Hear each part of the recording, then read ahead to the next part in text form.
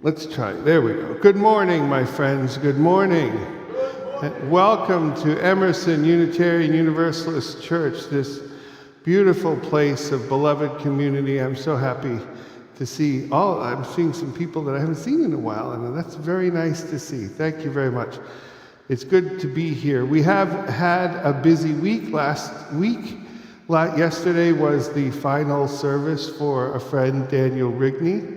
That was here yesterday, and that was beautiful. And yesterday night was also the installation of Reverend Colin Bosson across the street, across town over at First. So it's been a busy few days, and I'm happy to be here with you today. I have a couple quick announcements for you as you continue to stroll in. First of all, the fellowship dinner is next Saturday. If you haven't read, how many people are thinking about going to the fellowship dinner next Saturday? Oh, that's great. Look at this. Okay. How many keep your hands up if you're going to the fellowship dinner. How many of you have registered to go to the fellowship dinner? Do you just take your hand down if you haven't? So if you just took your hand down, you need to register. And the reason is we need to know how much food to make. Alejandra Posada is walking around with a little thing that will tell you how to register if you need to know how to register. If you did not register, don't not come just because you didn't register. Does that make sense? I know there was a double negative in there, but you can handle that, right? Okay. Come anyway. We would love to have you. It'll be a wonderful afternoon. It's one of the annual events that we have in this congregation. If you are wearing a blue name tag, I'm not calling you out. I'm not asking you to put your hands up. But if you want to put your hands up and you're wearing a blue name tag, don't do that. I don't want to call anybody out. If you are wearing a blue name tag, today after services, we have the New to UU, New to Emerson. They call it a class. It's not really a class. The session, let's call it a session. And that is upstairs in the library. There will be snacks. If you are wearing a blue name tag, or if you are otherwise just interested in learning more about Emerson or learning more about Unitarian Universalism, we do this once a month. And this is the Sunday in which we do it this month. Last month, I stood here and said the same thing to you and then failed to go upstairs for the meeting. This month, I will go upstairs for the meeting. I will remember. I promise. And if I don't, I hope some of you will shoo me upstairs to go to the meeting. If you are visiting here and would like to know more about Emerson, there is a yellow card in the back of your pew. You can fill out both sides of that yellow card. That will put you on our mailing list, and we will email you events at Emerson twice a week. That's all. Not 40, not 72, twice. So you can feel free to do that. And then after services, if you're not coming to the new UU class, we have coffee in the gathering place right out here where you've already seen the coffee. And then there is a group that goes to lunch. It's called the Lunch Bunch. There's a sign outside in the gathering place to tell you where we're going to lunch. You are invited to come and do that as well. And that, I think, is all the announcements for this morning. I would like to now invite us into our time together.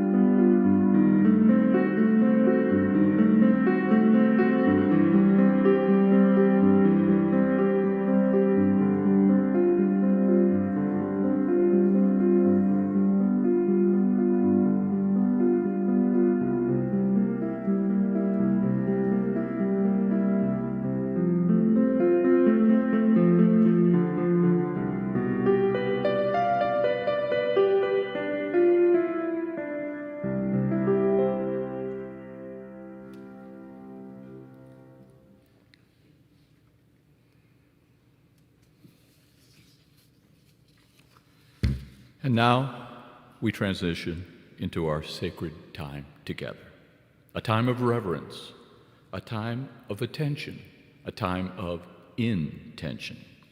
I invite you to join us in this time, marked by the lighting of our chalice flame. I would like to invite General Jack of all trades, ne'er-do-well, Rob Little to come forward and light our chalice. All do well, not ne'er-do-well. I'm sorry. All the well. Yes. And I invite those of you at home to light a candle where you are to join in the spirit. We mark this sacred time with words, important words that bring us into a time of collective intention. As we light our chalice flame here in the sanctuary, I invite those of you joining us from home to light a candle or chalice of your own. Each week we hear words of wisdom when we light our chalice. This week, those words come from Brother James R. Dennis. Brother James is an award-winning contemporary poet, a novelist, and a Dominican friar, living in San Antonio and teaching on spiritual matters. He was our guest speaker during Poetry Month here at Emerson. Please join me in reading these words together as they appear on your screen. Let us put down our burdens for a while. Let us gather flowers and prepare a meal. Joining together, let us remember our ancestors today. This is the time when we step out of time. Emerson is a beloved community of faith, reason, and affection. We welcome all to grow in mind and spirit as we build a better world. We do this by gathering to seek, learn, and grow, and in the course of our work, to promote love among each other, our congregation, and the wider community here in Houston. Whether you're here in the sanctuary or joining us on Zoom or on Facebook, we welcome you.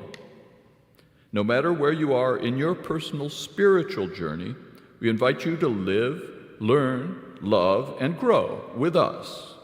As a covenantal community, we aspire to promote love, fellowship, and social justice, as well as support for your personal growth. Please join me in our welcoming words. The words appear on the screen.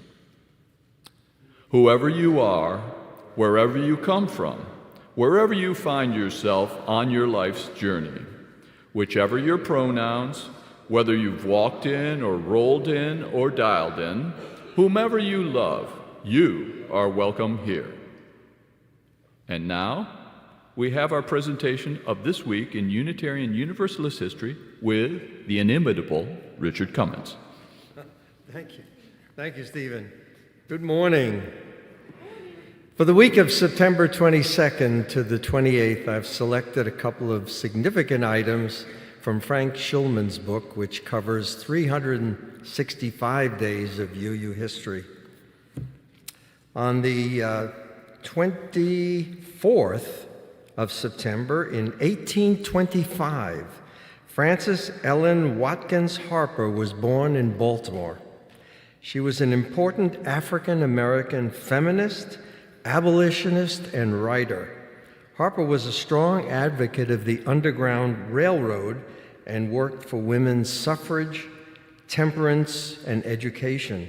She taught school at Union Seminary near Columbus, Ohio, and except for a few years when she stayed home with her daughter, she lectured widely and kept a grueling schedule.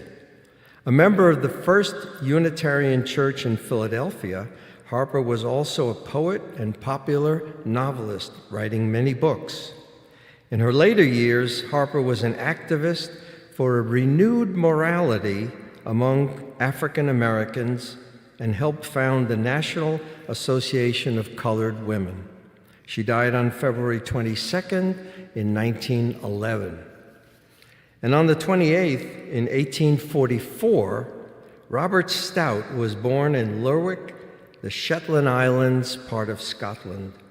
He immigrated to New Zealand, where he became a lawyer. Stout served his country in many capacities, including as Prime Minister, Chief Justice, and Chancellor of the University of New Zealand, for which he was knighted. He promoted liberal causes such as legal equality for women, secular education, freedom of speech, and temperance. Stout was also a leading member of the Wellington Unitarian Church, and he died on July 19th, 1930. Reverend Ed? Oh, thank you, Richard. I like that part. I wanted to just say before we get to the opening words that I neglected to talk about inimitable. I neglected to introduce our worship associate this week, the inimitable Stephen Lip. And I have trouble pronouncing the word inimitable, and I just said it 3 times. So there you go. Stephen does so much in this congregation, and we love having him as a member. I would also like to point out that Ellen Harper Watkins is someone in Unitarian Universalist history that until recently was largely overlooked because she was black. But she was trouble. If you want to read someone's biography, if you want to pick up a biography, read that biography. She was dynamite. She was a firecracker. Each time we are gathered, we hear the words from one of our 6 Unitarian Universalist sources. Today we hear the words of wisdom from Nelson Mandela. Mandela was a South African anti-apartheid activist and politician who, from 1994 until 1999, served as the first president of the nation of South Africa after being imprisoned from 1962 to 1990. That, my friends, is a long time. Here are his words for your consideration this morning. He says, "I am fundamentally an optimist. Whether that comes from nature or nurture, I cannot say. Part of being an optimist is keeping one's head pointed toward the sun and one's feet moving forward. There are many dark moments when my faith in humanity was sorely tested, but I would not, and I could not, give myself up to despair. That way lays death and defeat." Now, with our chalice lit and our hearts and our minds centered, I invite you to rise as you are able or just sing along with us. We will sing our opening hymn, which is in our gray hymnal, number 193, and the words will be on our screen. We're going to sing verses 1 and 2.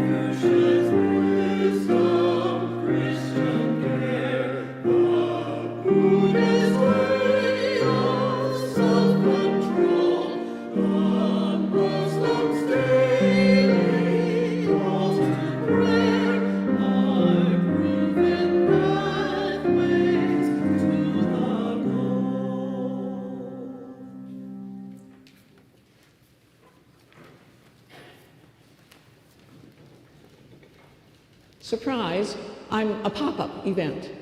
I see it isn't in the order of service, but a couple of days ago, Rev had asked me if I would tell a story or do a bit about Rosh Hashanah and Yom Kippur, because we are sort of in the midst of Holy Week, and I will have a disclaimer to make at the end of that.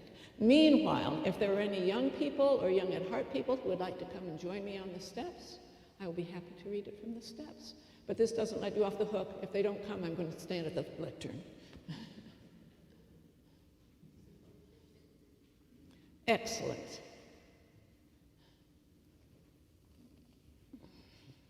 I need some shills anyway here because I know you're going to know some of these answers.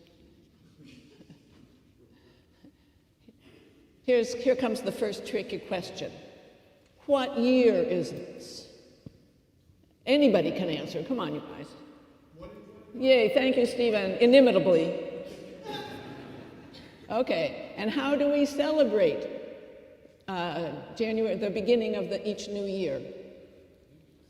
In New Year's, yeah, okay. I'm sorry?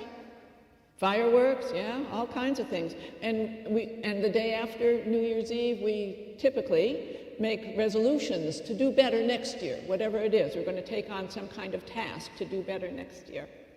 Okay, but our calendar is kind of a mishmash of various religions, but in general, people all over the world share the same calendar that is based on all the time before Jesus and then the time since Jesus. And people who aren't Christians use that Christian calendar too, because it's much easier to have the whole world talking about one calendar. Can just imagine if we all had different calendars all over, and we would never be able to figure out who we were or where we were.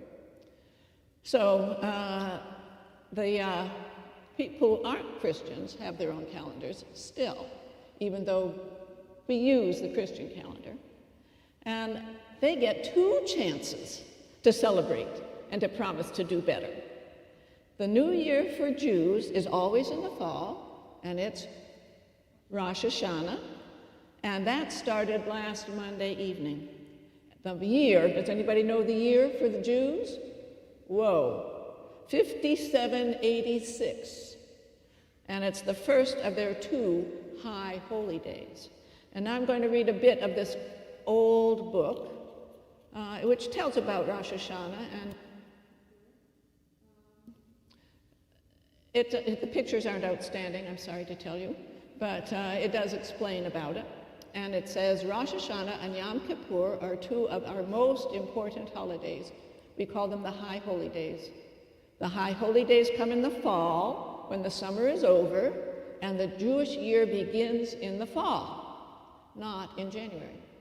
As the new year begins, we think about very serious things. We feel that God judges us at this time. We look back to the past year and think, have I been good as a person? Have I been as good as I should be or as I could be? We ask ourselves, how can we be a better person in the next year? So Rosh Hashanah begins in the evening, get dressed in our best clothes, share holiday dinners. This all sounds like New Year's Eve for us, doesn't it? The challah loaf is on the table, and usually it's baked in a braid, but on Rosh Hashanah it's baked in a circle, because the round shape makes us think of a new beginning, the end of the year and a new beginning. Tear off some bread, dip it in honey to make it sweet. It was a sweet year, and a sweet new year wishes for coming up. We say Shana Tova for a good year and send cards. Sounds like Christmas, doesn't it? In the synagogue, now I think this is cool, and maybe you all know this, they blow a horn. Do you know what the horn's name is? A shofar. And it's made from the horn of a sheep, and it makes a big noise. In ancient Israel, it was at important times. It tells everyone to hear important news. Now they blow the shofar on high holy days. It reminds us of what happened long ago. When the people leave the synagogue, sometimes they walk to a nearby lake or river. There they turn their pockets inside out to shake out crumbs and watch them float away. They are throwing away the bad things from the past year and say to each other, may God write you down for a good year in the book of life. We should have that almost every day. Huh? Okay, now I'm going to move on to Yom Kippur, because the second of the 2 high holy days are Yom Kippur. Always comes, you know how much after Rosh Hashanah? 10 days later, yeah.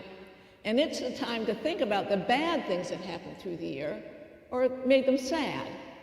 It's also a time about being sorry about the things they should not have done, like being mean to a friend or thinking only of themselves, not doing the right thing, and just saying, I'm sorry when you forgive me. It doesn't count. You have to feel it. So it is also the time to forgive people who made you feel bad. And this year, Yom Kippur is coming this Wednesday. So here's a bit about Yom Kippur. Yom Kippur, they light holiday candles, and they light the candles to remember the people that they loved who died over this year. They have a beautiful prayer that's sung, not spoken, with a sad melody. It means Day of Atonement, which means they're sorry for anything bad that they have done, and say a long prayer telling God about the bad things they've done. And then they all say the prayer together, everybody. They say their prayer out loud so they can hear it, and a way of showing how sorry they are. On Yom Kippur, the synagogue is open all day, from early morning until late at night, after dark. And during that time, nobody eats. Fasting. They eat nothing, they drink nothing, and not even one drop of water. Although, if you're old, or if you're sick, or if you are very young, you don't have to fast. It's a time to think and to pray, and people are quiet. They think about the things they are sorry for, and even though we did good things, we are sorry we did not do more. Did you say something nasty to your brother or your sister or your friend? Or take something that wasn't yours? Or do something that made your parents feel bad? This is the day to say, I'm sorry. Please forgive me. And if your friends are not nice to you, it is a day to forgive. On Yom Kippur, we make a new start. Feel clean, full of hope, and every one of us hopes to be a better person in the new year that has just begun. So, I'm not Jewish. There's my caveat here. I am not Jewish. But Rev Ed asked me to read something about Rosh Hashanah and Yom Kippur. I'm not sure if that isn't what they say cultural appropriation, which means big words, meaning I'm taking on something that doesn't belong to me. So I thought, maybe. I've never personally celebrated Rosh Hashanah nor Yom Kippur, but Dan Rigney, an Emerson member who died this past August, had as his personal motto, I'll take my wisdom wherever I can get it. So may we all. And even the Jewish people, in the Jewish religion say, Amen. Thank you for joining me. And next time, I'll see if I can come up with a more entertaining story, but at least it was informational, right? And a surprise to everybody.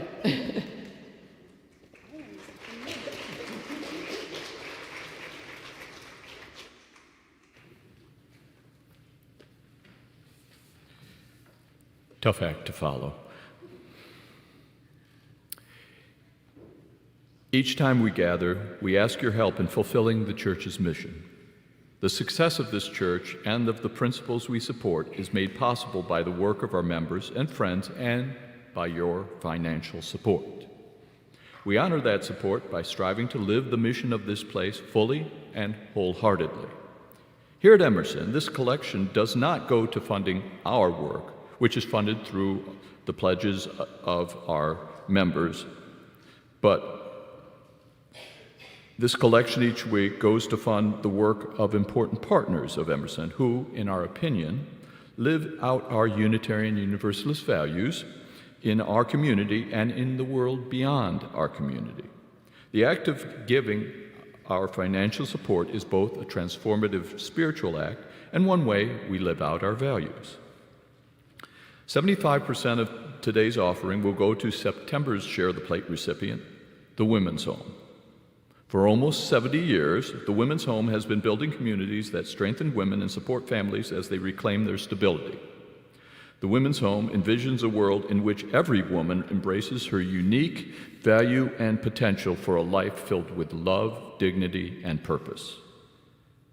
And, coming up in December, the Women's Home and Emerson will join together to celebrate their new chapel, which Emerson's charitable outreach donation helped to fund. So keep your eye open for the announcement. You're all invited. The remaining 25% of today's offering will go to Interfaith Ministries Meals on Wheels, which provides thousands of meals every day to Houston's homebound seniors. You can go to our webpage for online giving, put cash or check in our offering basket, or mail a check to the church. During the offering music, children who want to attend their RE class may follow. Who are they following today?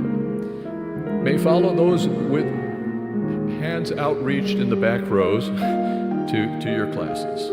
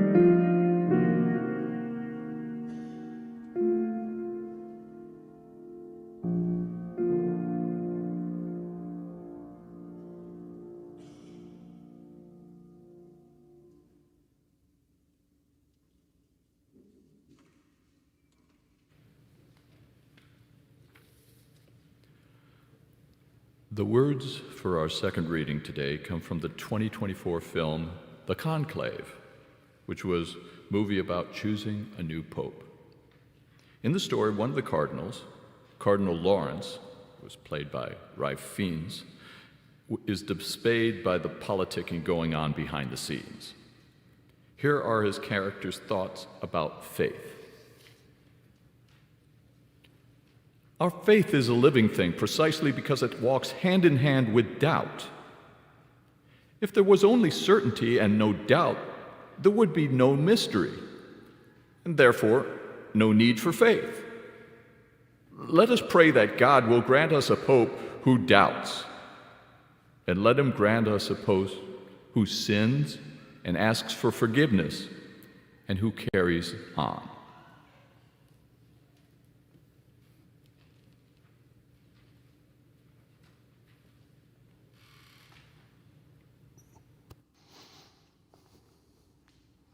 So today we're going to talk about faith, and we're in the middle of this series that I've put together here. It was originally called Repossessing, because that's the way I looked at it, taking back what was rightfully ours.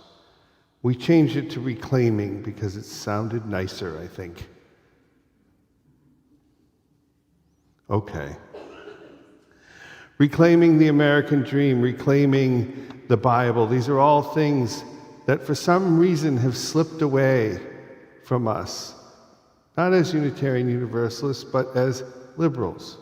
All of this started, I told you the story, I'll tell it again, all of this started a few years ago when I was in traffic, not in Houston, but probably in South Carolina, parked behind this truck that had, I don't know the word for it, a giant decal or wallpaper or whatever it is, of the United States flag on the tailgate, on the gate of the truck. The whole back of the truck had been taken over by this decal, or whatever you want to call it, wallpaper.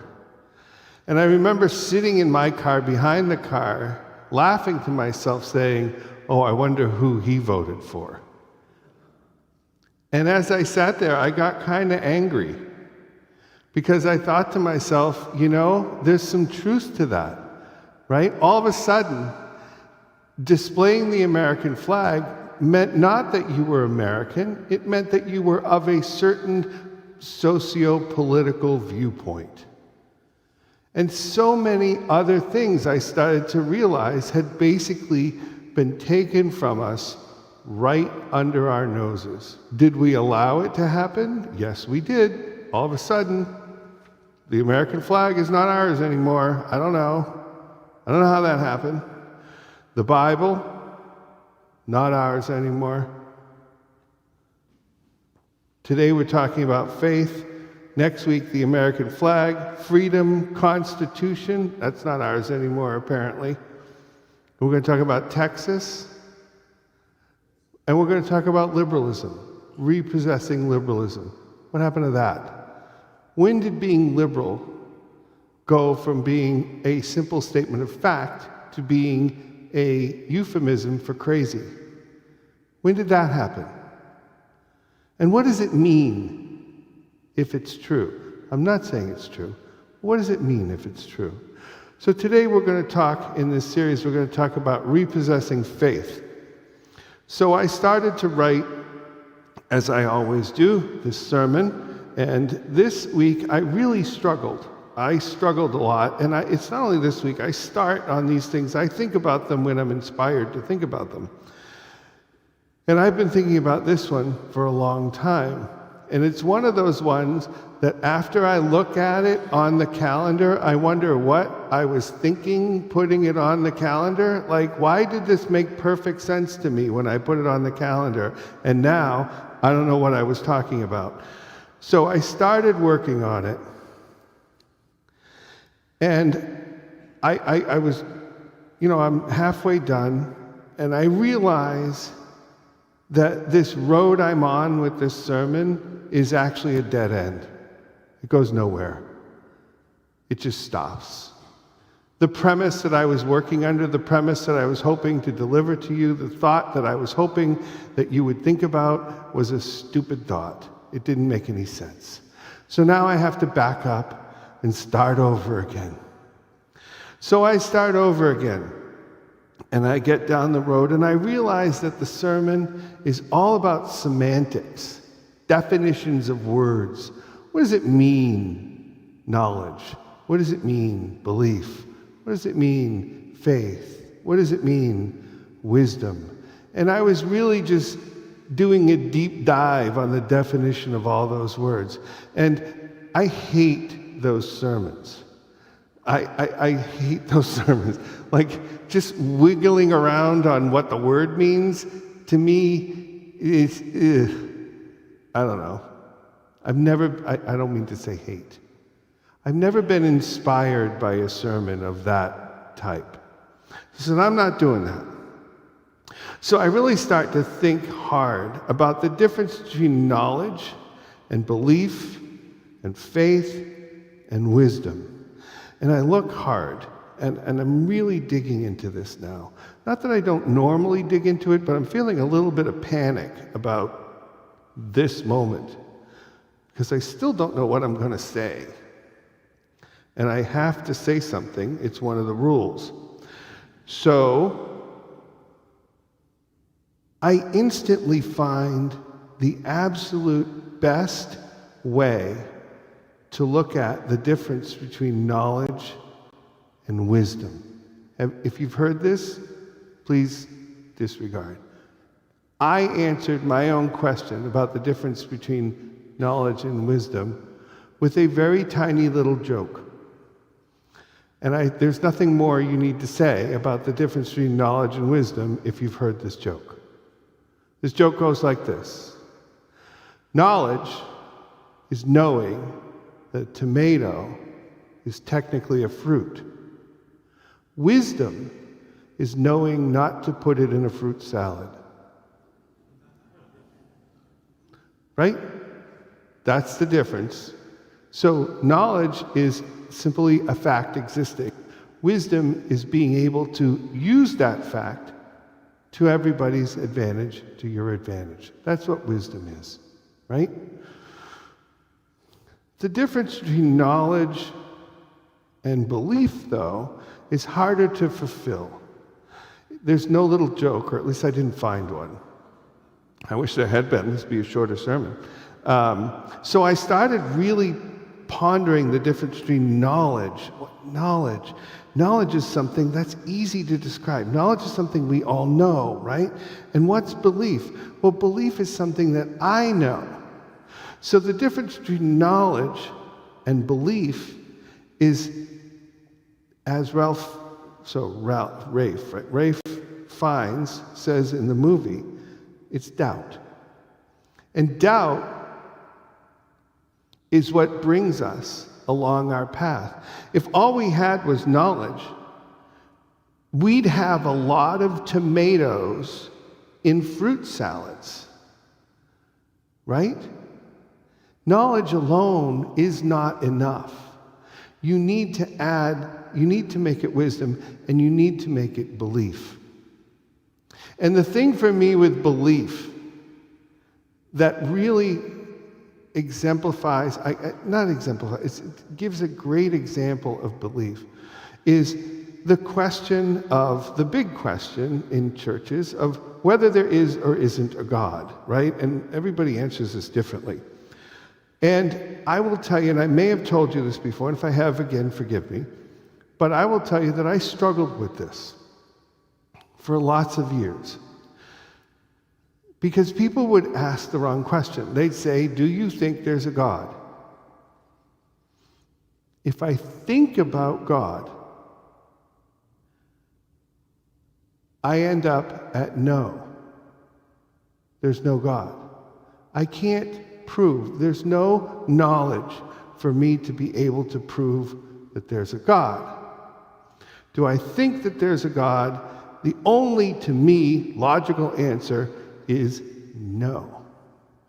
But if you ask me, do I believe in God? My answer is yes. Why? I don't know that there's a God. But if you ask me, do you feel that there's a God? I will say to you, yes. I can feel God. I actually feel a lot of them, but that's a separate story. Do you feel God? Absolutely. Do you know there's a God? No, I don't. I have to believe that there's a God, right? That's the difference between knowledge and belief, because I have a doubt. I mean, I do feel that there's a God, but can I empirically prove that there is a God in the same way that I can empirically prove that there is gravity? No, nobody can. This is what's wrong with religion right now.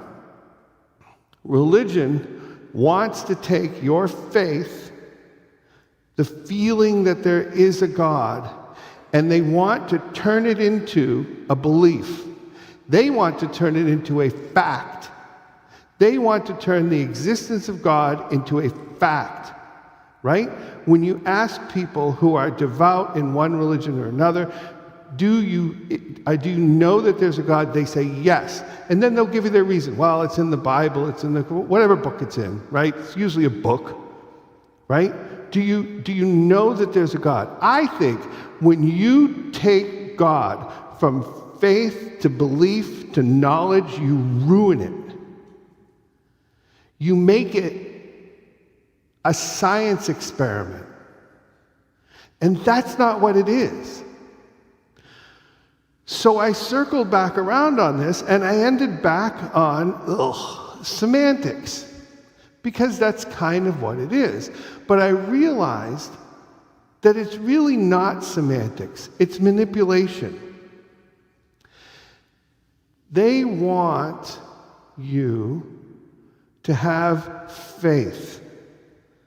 You have to have faith. But they also want you to know that there is a God. Well, I don't have to have faith in something I know. If I were here with a baseball in my hand, throwing it up into the air, how many of you would think it would keep going? How many of you would think it would eventually fall back down, and with any luck, I'd catch it and not look like an idiot? Right? That's knowledge, folks. That's knowledge. There's no faith in that at all. You do not have faith that the ball is going to come back down. You know that the ball is going to come back down. Why? Because I am not floating around the room. There's evidence to prove that gravity is working, right? There's no evidence of God besides other people saying that there's evidence of God, which is hearsay.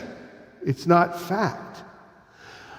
If you really want to, and this is what's happened, okay, is so many religions are so intent on making sure that we not only believe in something, that we know it, that they have ruined faith.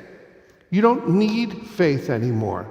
What you need, what people want you to have when they say they want you to have faith, is what they want is they want you to have their faith. And that's not good. That's not valuable. That's abdicating everything in you that's human, throwing it out the window, and just saying, I'll just go with what those guys say. That's not religion, folks. That's science. That's turning religion into an 8th grade science lab. And the only way it works is if you stop asking questions. That's not what being human is all about. And that is certainly not what being American is all about. Because that's what they have us doing right now, is they don't want us to ask any questions. They don't want us to ask any questions. This morning I read, before coming here, I don't know why I read the news before coming here. I don't know why I do these things to myself. I read the news before coming here, and I read that they have called out the military and declared war in Portland, Oregon, which I didn't think you could do, but I guess I was wrong about that. They've declared war against Antifa in Portland, Oregon. And I thought to myself, what does Antifa mean? I thought Antifa meant anti-fascist. We're declaring war against people who are fighting against fascism? What happened? Wait. I had to go look up Antifa. I said, I must have this wrong. I must not be understanding this right? Because what's happened, here's the thing. Underneath every sick society, holding it up, is a sick church. That's what I believe. That's why what we do here is so damn important. Because we have to keep our wellness here. We have to listen to people saying, we have to squish Antifa. Wait a minute, what? When did I fall asleep? Did I miss a memo or a meeting or something? I thought anti-fascism was good. But now we have literally called out the military because we have a sick culture which is being supported by a sick church that doesn't want you to have faith in anything. They just want you to know things, and they want you to know what they want you to know. And I'm here to tell you, that's not what this church is about. That's not what you're all about. I know some of you are going to push my buttons on something I said right here today.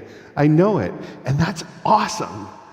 You're listening. You're thinking. And I can't thank you enough.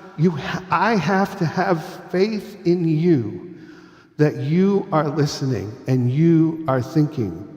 I don't want to know that you're listening and thinking. I want to believe. I want to have faith. And that's what I think is missing. And that's why we need to repossess faith. Take it back onto ourselves. Have faith that the church that's supporting this broken culture can fix itself.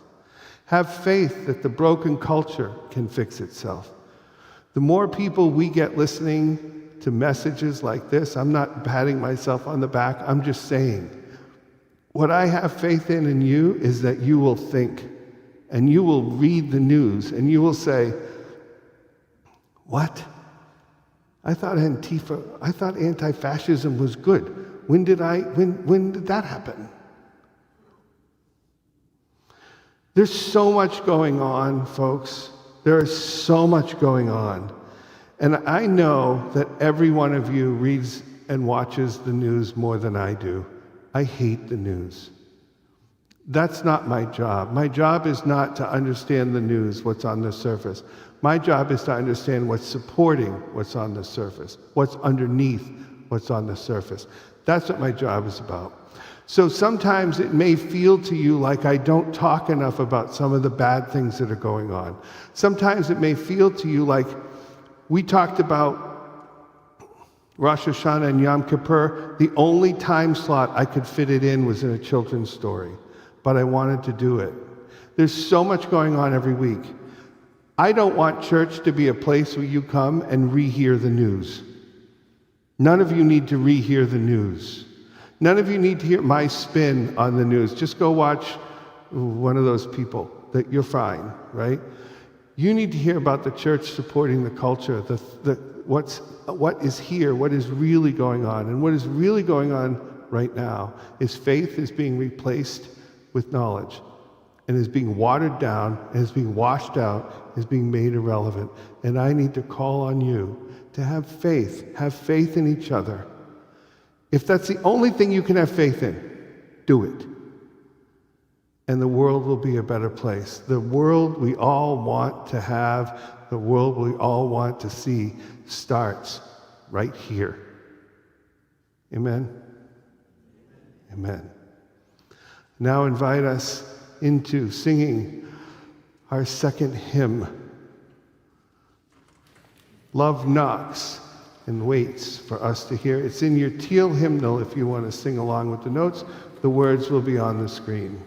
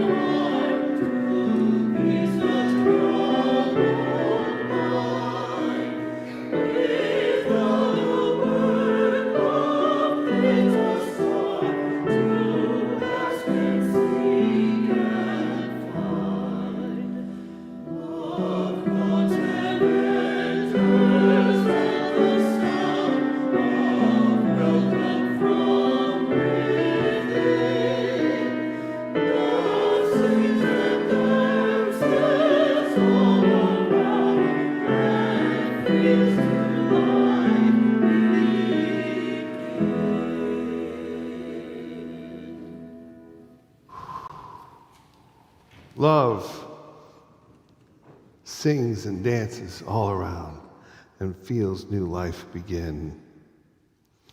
We have now entered the part of our service where we must ask Rob to extinguish our chalice flame. This flame has served as a reminder to us that our time together this morning is sacred, a time set apart. In the words of my friend, Reverend Brian Kiley, the chalice is now extinguished, but its light lives on in the minds and hearts and souls of each one of you. Carry that flame with you as you leave in this place and share it with those you know, with those you love, and most especially with those you have yet to meet. We are so grateful for your presence here this morning. For those of you who have joined us on YouTube, we will be ending our service to you after the postlude. We look forward to seeing you again. We're happy that you are with us, and we hope that you will be able to join us again soon. For everyone here and for everyone on YouTube, let me leave you with these parting words. May we, in the course of our week, be more and more aware of the communities of which we are a part. May we be more and more aware of our individual part in these communities.